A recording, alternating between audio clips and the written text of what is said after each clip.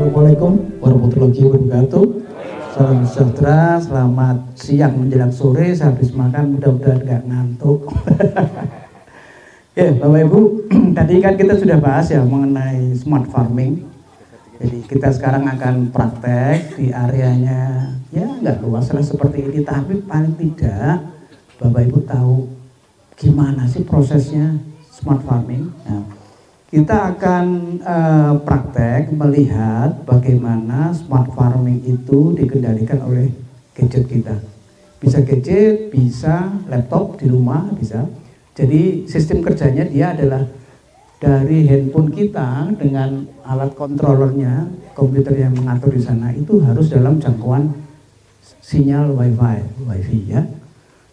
Ini kita dalam jangkauan. Nah, fungsi dari controller wifi irigasi ini adalah kita tidak perlu membagi giliran penyiraman secara manual. Oh Pak, waktunya nyiram, lari sana, buka keran. Udah, kehujanan, balik lagi, basah kuyup. Oh, blok sana, lari lagi, enggak.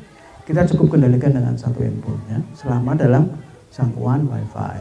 Sekarang kita akan lihat dulu bagaimana caranya. Adalah yang pertama, setiap kali kita membeli alat itu kita harus lihat aplikasinya apa, lalu kita download dulu. Kita download sesuai dengan saran pabriknya, kemudian kita pairingkan, kita pasangkan antara handphone kita sama si controllernya. Setelah dipasangkan baru kita kasih perintah. Perintahnya adalah satu, bisa secara semau kita. Sekarang kita pijet nyala, nanti berapa menit lagi kita pijet mati, atau diprogram hari apa, jam berapa nyala, berapa lama nyala, berapa mati jam berapa, nanti siram kedua, siram ketiga, itu kita bisa program. Habis itu sudah program ya kita tinggal selama airnya masih ada terus, listrik masih ada terus, ya otomatis sudah gitu. Yang penting dijaga airnya dan listriknya tetap ada. Kita akan lihat sekarang, ini ada 8 zona ya. Program yang kita miliki ini skala kecil hanya 8 zona. Ada 8 daerah penyiraman. Kita bisa bagi blok 1, blok 2, blok 3 sampai blok 8, atau zona 1, zona 2 sampai zona 8. Nah, kita nyalakan secara manual ya. Ini zona 1. Zona 1 itu Bapak lihat nanti di daerah pembibitan yang pakai sprinkler kabut. Coba tes. Saya akan nyalakan secara manual. Nanti Bapak lihat, ini kita nyalakan sekarang zona pertama ya. Nanti zona kedua adalah yang di tengah di sana, yang pakai seperti air mancur. Zona ketiga adalah yang di belakang yang pakai sprinkler berputar. Kita lihat zona 1, kita nyalakan mulai. Ditunggu dulu beberapa detik, dia akan nyala. Kalau yang belum mandi silakan bisa mandi. Bapak Ibu sudah lihat? Kalau yang sprinkler besar gini lebih tidak mudah buntu. Kalau semakin kecil nozzle-nya semakin mudah buntu. Yang ini Pak ya? Ya, ini yang paling besar. Nggak gampang buntu ini. Iya. Kita lihat. Mulai gitu. Belum, nanti dalam perjalanan masih. Airnya habis gak ya? Oke, Bapak Ibu. Saya mau jelaskan satu persatu. Ini adalah alat kontrolernya yang mengatur kapan dia nyala, kapan dia mati ya. Dengan komunikasi melalui wifi. Nah, dari wifi kita download, kemudian kita pairing, kita pasangkan dengan ini, handphone kita dengan mereka, dengan ini ya. Kalau Bapak Ibu lihat di sini kan ada kabel-kabel. Kabel-kabel ini akan menuju ke solenoid valve masing-masing. Di situ ada 3 solenoid valve. Satu solenoid valve menunjukkan pembagian satu blok. Nah, kapasitas dari alat ini yang tipe ini maksimal 8 blok. Jadi Bapak Ibu bisa ngatur 8 zona, 8 blok bergantian atau bersamaan berdasarkan perintah menuju sini. Satu bloknya maksimal berapa meter itu, Pak?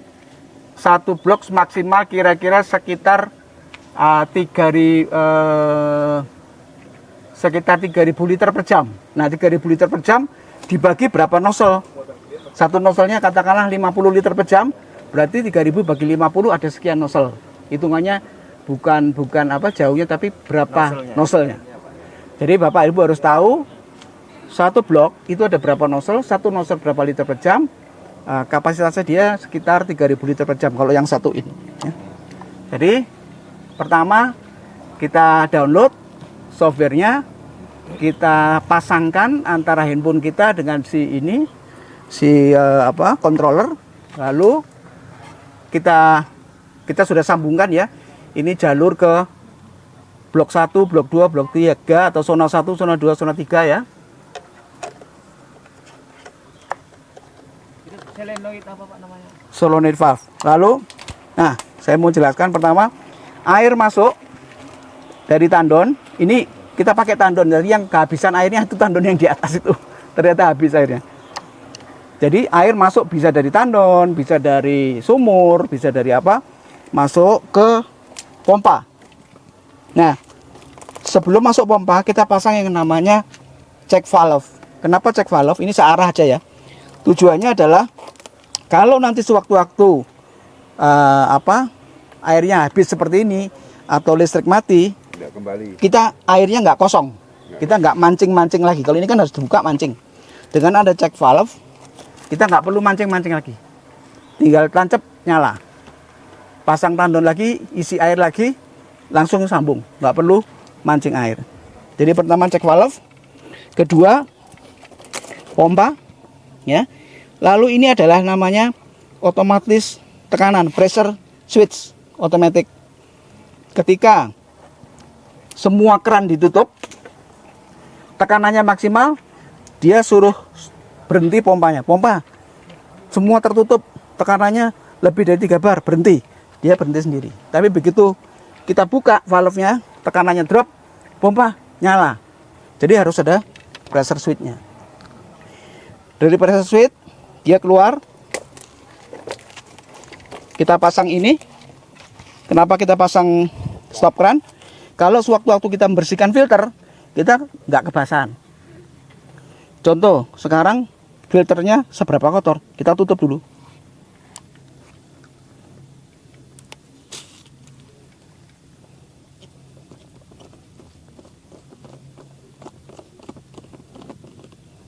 Nah, kotorannya. Bapak Ibu bisa lihat kotorannya ini seperti ini. Lumut lah dari tandon. Dari tandon itu. Iya. Nah, ini harus sering dibersihkan karena kalau nggak dibersihkan tekanannya berkurang, ketahan di sini. Dari toronnya ini kotor sekali nih. Mungkin jarang dibersihkan. Tapi kalau ada ini aman, nosel-nosel kita nggak sampai kebuntu. Harus dibersihkan.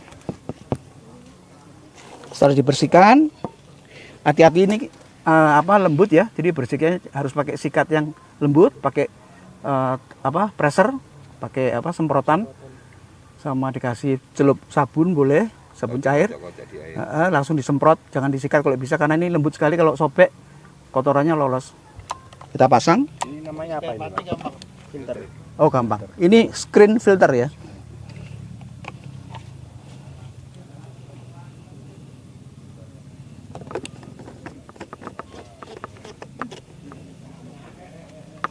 Oke, setelah screen filter sudah beres, kita buka lagi.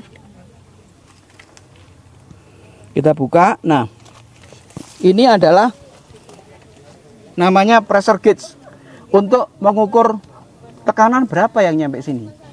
Di situ juga ada pressure gauge di pressure switch. Nah, kalau perbedaan di situ 3 bar, di sini 2 bar, perbedaannya lebih dari setengah bar, berarti ketahan di sini kotoran. Waktunya bersihkan. Seharusnya di sana 3 bar, di sini juga hampir 3 bar. Berkurang dikit sekali, berarti lancar. Artinya ini masih bersih. Berarti harus sinkron dua-duanya ini. Iya. Tekanannya bisa dilihat dari situ. Kalau di situ 3, di sini tinggal 2, ketahan di sini berarti waktunya bersihkan. Ini fungsinya. Lalu dari pressure gauge kita bagi. Giliran siapa ini? Zona 1. Kita kasih perintah ke controller zona 1 suruh buka. Dia kasih perintah buka. Nah, dia kirim sinyal listrik ke sini, ke solenoid buka, tak. Sehingga air ngalir. Zona 1 tutup. Kita kasih perintah, controller terima, ngasih perintah mati, tutup. Dia nutup. Kita ganti perintah, zona 2 nyala. Kita kasih perintah ke wifi controller, wifi ngasih perintah ke zona 2. Zona 2 buka, air ngalir dan seterusnya. Ini bisa sampai yang tipe ini 8 blok, 8 zona. Zona 1, zona 2, zona 3 kita bisa nambah sampai 8. Itu jaraknya enggak pengaruh, Pak ya? Jarak nggak pengaruh. Kalau Antar jaraknya agak lebar-lebar gitu enggak pengaruh. nah, tadi kalau jarak ini jarak apa dulu? Sprinkle atau jarak? Antar zona, yang penting adalah ini. Kita harus tahu ketika kita membuat zona, sprinkle ini bisa bekerja tekanan berapa? Tekanannya katakanlah supaya kabut 3 bar. Berarti jangan sampai dari keluar pompa sampai masuk blok sini, zona sini, berkurangnya banyak sekali. Nah, berkurangnya banyak, ya jangan 10% lah. Nah, yang membuat tekanan banyak hilang itu satu, terlalu jauh. Katakan 200 meter, 300 meter. Yang kedua, banyak belokan. Banyak belokan itu ngurangi tekanan. Terus yang ketiga, kalau kotoran kan sudah tahan di sini. Makanya lebih baik buat saya kalau mau mendesain pompanya yang besar sekalian. Supaya nanti kalau jarak jauh nggak hilang di jalan. Karena kalau semakin jauh pipanya, antar zona jauh, hilang di jalan bisa hampir 1 bar. Keluar dari sini 3 bar, jaraknya 300 meter, beloknya banyak. Akhirnya dia berkurang 1 bar. Sampai sana tinggal 2 bar, nggak bisa kabut. Jadi harus dihitung tekanannya keluar berapa, hilang di jalan berapa, sampai di sprinkler berapa supaya tetap optimal. Berarti untuk bisa kabut itu harus tekanan 3 bar. 3 bar.